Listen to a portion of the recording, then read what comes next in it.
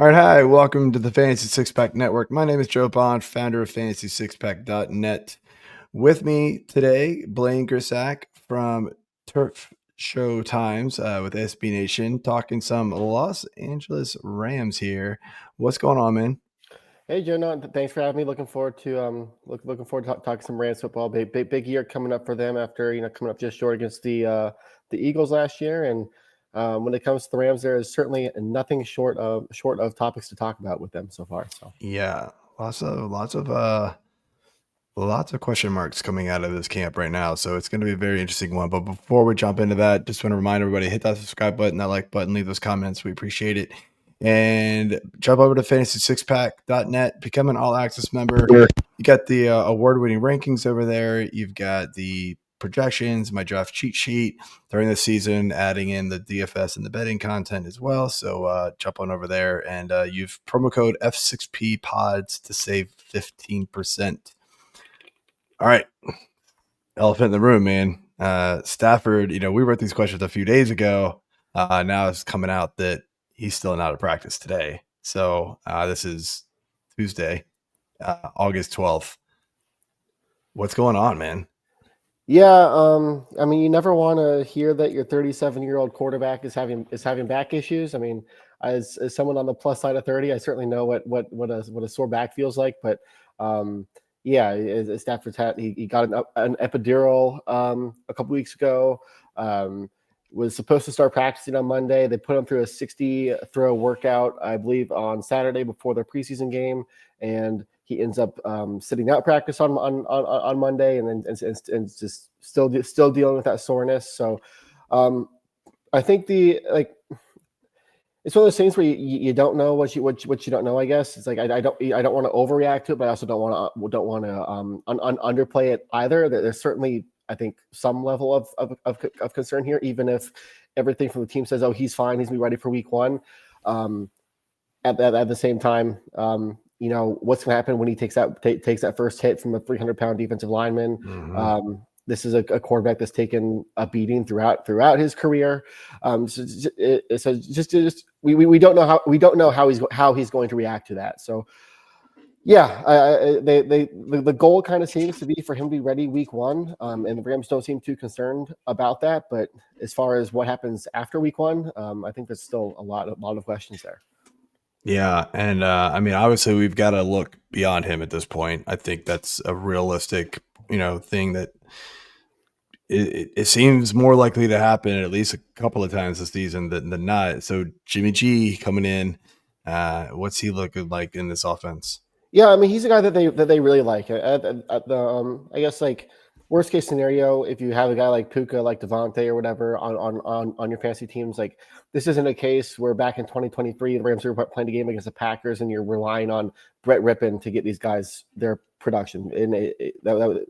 And since that game, the Rams have really put a focus on the backup quarterback position, having somebody that they can trust to run the offense and to execute the offense how they want it to. And Jimmy G is exactly that. He came in week 18 last year to play for Stafford, who they were resting, and he did exactly that.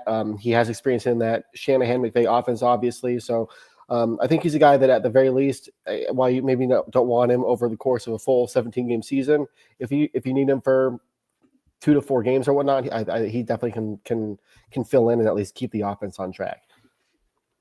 Yeah, and so we'll talk about the receiving core here, and of course they bring in Davante Adams, Cooper Kupp out the door. You could, I would say 3 years ago, maybe not a massive upgrade, but I feel like now that's a pretty massive upgrade for your receiver too. Or is he not really playing the receiver 2 role? Is this more of a 1A 1B type of situation with him and Puka? Yeah, I think this is kind of a 1A 1B situation with him and Puka for sure. I think you kind of look back to how the Rams have kind of dispersed their targets between their top 2 wide receivers in the past. You go back to Cooper Kupp, Robert Woods, and just kind of those two guys more often than not had a pretty similar stat line. I think kind of where these two will differ the most, I think, is in the red zone. I think Puka is going to be that guy kind of in between the 20s, whereas Davante. I think Puka had just 6 end zone targets last year. I think Davante Adams is that guy that Sean McVay absolutely loves the back corner fade. It's one of my least favorite plays, but Sean McVay absolutely loves it. And that's something that I think Davante Adams really excels at. He's one of the best wide receivers, I think, when it comes to body control and high pointing the football. So I could see Davante Adams having a 10+ touchdown season for sure. I think that's certainly within the realm of possibilities. And like I said, I still Puka still be Puka. He's one of the top 10 wide receivers at least in the NFL. He's going to be that guy.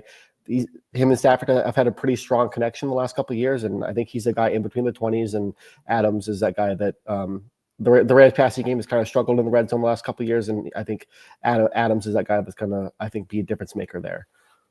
Just have to hope Jimmy G, if he has to play, Adams doesn't just go full nuclear on him like he tried to do in Receiver on Netflix. That made me laugh a couple of times. So I was like, oh my gosh, this guy wants to die.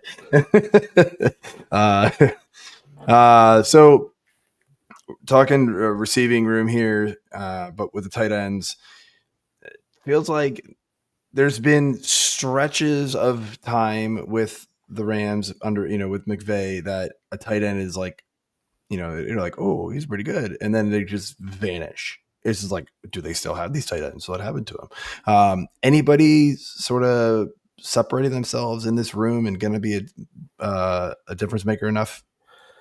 After the draft, I would have said yes. I think going into the offseason, my answer has changed in that aspect. I think Tyler Higbee is going to be Tyler Higbee. He's going to be just a consistent guy in the offense, and he's not going anywhere. And he did show up kind of towards the end of last year, coming off of the injury. But they drafted Terrence Ferguson in the second round, and he just hasn't made a lot of noise in OTAs or training camp. He's dealing with a groin injury right now, so he probably won't play in the preseason at all.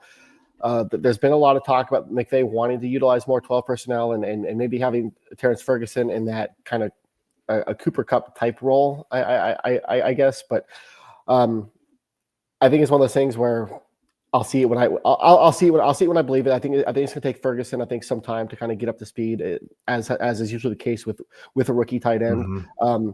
But yeah, I don't think from a fantasy perspective, at least on August 12th, I'm not really buying any of their tight ends at this point. If you want to take a flyer on Terrence Ferguson and stash him, I think that's certainly maybe worth a dart throw. But I don't love this tight end room by any means.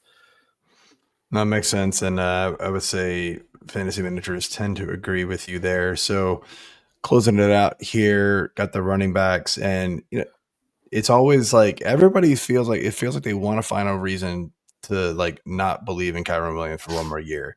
And I'm sort of on that fence this year with him because of the workload that he got last year. It was a lot. And you tend to see like, drips in production then every next year there. But like, he's still going to be the guy, or is there anybody else in this room that is going to contest him for touches enough to the point where like we also should be worried about that? Because in years past, it's really just been one guy with McVay. And so any changes there?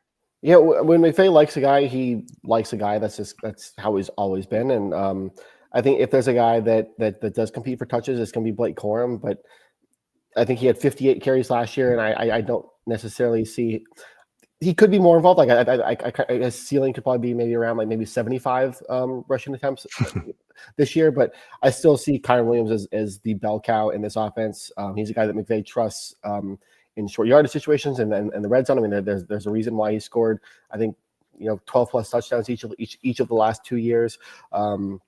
He's just a guy that McVay can kind of put on the field, and he's kind of a set it and forget it type guy at that spot.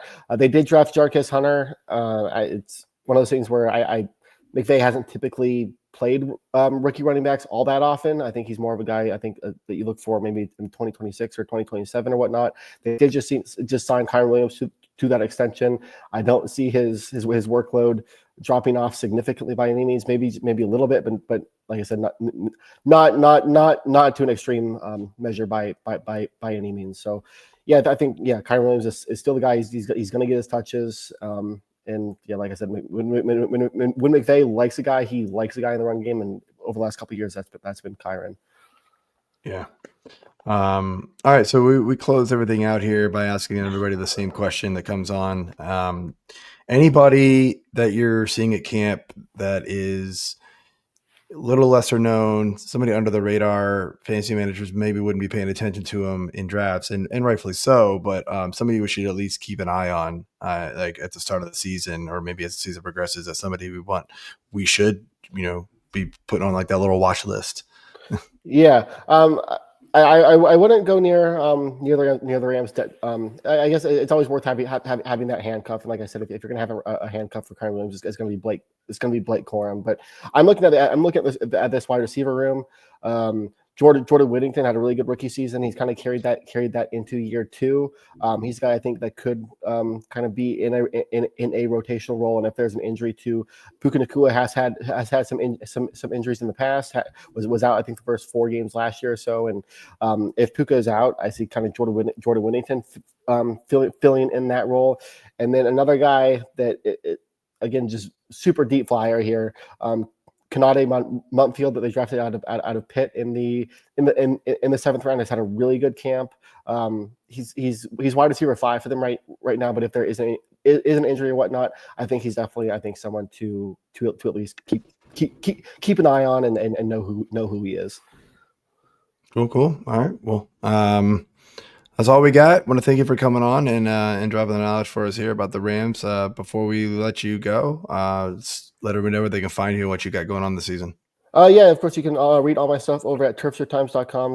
I got some great articles going out there, and then you can follow me on Twitter at bgresek_TST. Thanks for being on, Joe. I appreciate it. Yeah, man. Always good times. And yeah, if you're still here, hit that like button. And we got the playlist popping up somewhere here around this time of the show. So click those and check out the rest of them. See y'all next time.